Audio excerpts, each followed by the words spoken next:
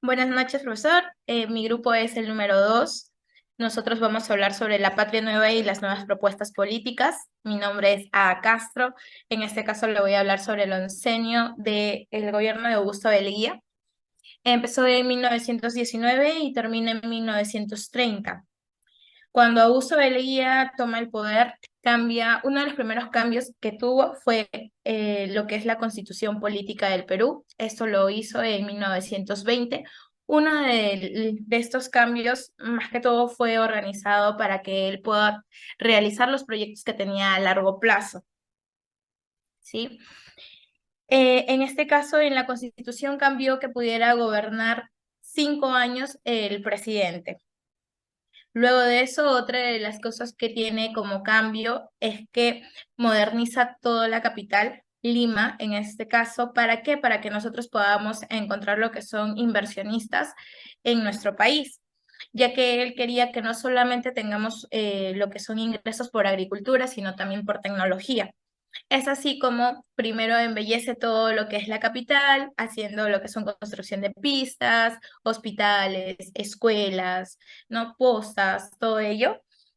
Y luego de esto tenemos lo que es la capital americana.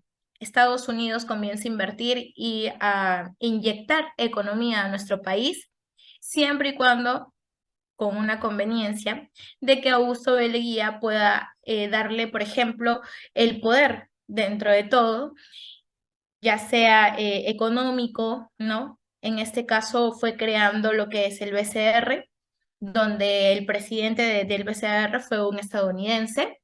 Fue así como América también tuvo una conexión con nosotros económicamente. También tuvo lo que es esto, los beneficios en las empresas mineras y petroleras, ya que Augusto B. Leguía exonera a estas empresas de lo que son los impuestos y a cambio solicita de que se le pueda dar trabajo a los peruanos, ¿no? Todo estaba bien hasta este punto, hasta que pasa lo que es el crack en 1929, donde Estados Unidos quiebra económicamente y es aquí donde todos los peruanos que estaban trabajando en las empresas mineras y petroleras comienzan a hacer protestas, huelgas, y poco a poco se viene lo que es el golpe de Estado para Augusto B. Leguía. Buenas noches, mi nombre es Jefferson Coquillo González y vamos a hablar sobre Víctor Raúl Aya de la Torre y el APRA. ¿Ok? Víctor Raúl Aya de la Torre fue un destacado político y líder peruano, quien tuvo un papel fundamental en la historia del Perú y América Latina. Eh, Aya de la Torre nació en Trujillo en el año 1895 y falleció en México en el año 1979. Fue fundador del APRA, un movimiento político que buscaba promover la justicia social, la igualdad y la lucha de los derechos de los trabajadores. Aya de la Torre estudió Derecho en la Universidad Nacional Mayor de San Marcos, ¿ok? Y en sus años de estudiante se involucró en movimientos estudiantiles, la cual fue influenciado por corrientes sociales y políticas de la época. Cabe mencionar que Aya de la Torre fue opositor de Leguía. Para el año 1923 fue acusado de liderar una revuelta en contra de Leguía, la cual él se exilia en Colombia. En 1924, exiliado en México, funda el APRA. Ya, bueno. Fundó el APRA con el objetivo de promover la justicia social, la igualdad y la lucha de los derechos de los trabajadores. Eh, Sus propuestas eran la justicia social, el nacionalismo y la lucha contra el imperialismo. Ujú. Los objetivos del APRA eran la nacionalización de los recursos naturales, la nacionalización para garantizar que las riquezas generadas por ellos también beneficiaran al pueblo y no solo a extranjeros. Otro de ellos era la redistribución de las riquezas. Aya de la Torre promovió la redistribución equitativa de las riquezas. Otro de ellos fue la lucha contra el imperialismo. Aya de la Torre se opuso al,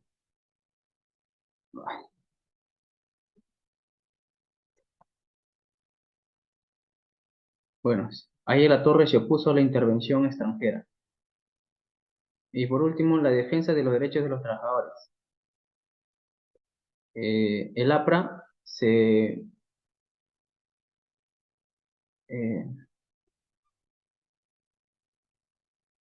el APRA se posicionó como un defensor de los derechos de los trabajadores. Bueno, para concluir, ahí la Torre y el APRA nos deja un legado político en la historia política del Perú.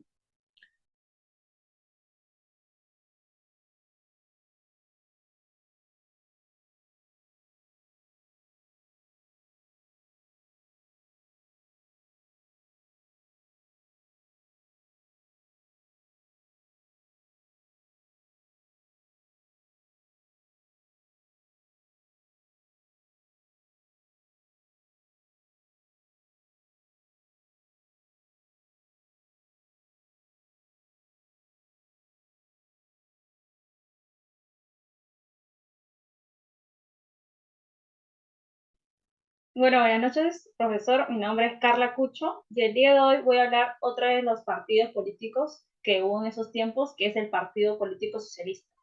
Bueno, este partido es liderado nada más y nada menos que por el señor José Carlos Maretíquez, que fue un literato. Nació en Moquegua en el año 1824.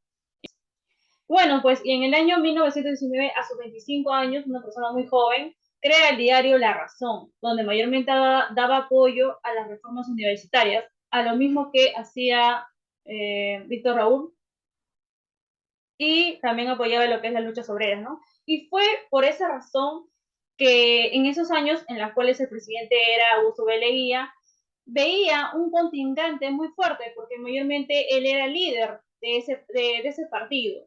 Y es donde Augusto B. Leguía le regala una beca para poder estudiar en Europa. Y bueno, él acepta y se va a Italia a realizar sus estudios, de ahí es donde nace su ideología marxista.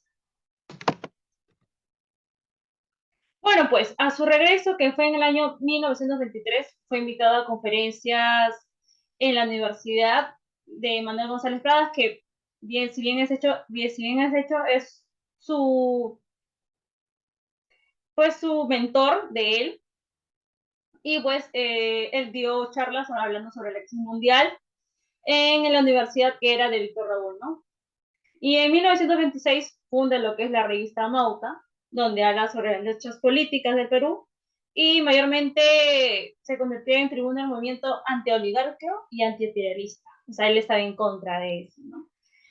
Y bueno, fue en el año 1928 que hace su revista de 7 años, donde hablaba sobre la interpretación de la realidad peruana, ¿no? De los trabajadores, de los campesinos, y es ahí donde rompe los vínculos ideológicos que les había unido a Víctor Raúl y forma su partido socialista. Bueno,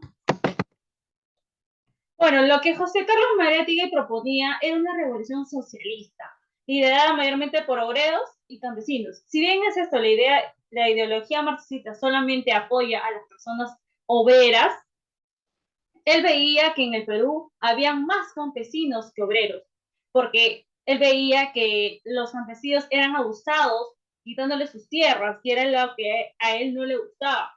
Y es entonces que los de la Tercera Internacional lo desfalcaron, diciéndole que él era una persona desviacionista, ya que sus ideologías no concordaban con él.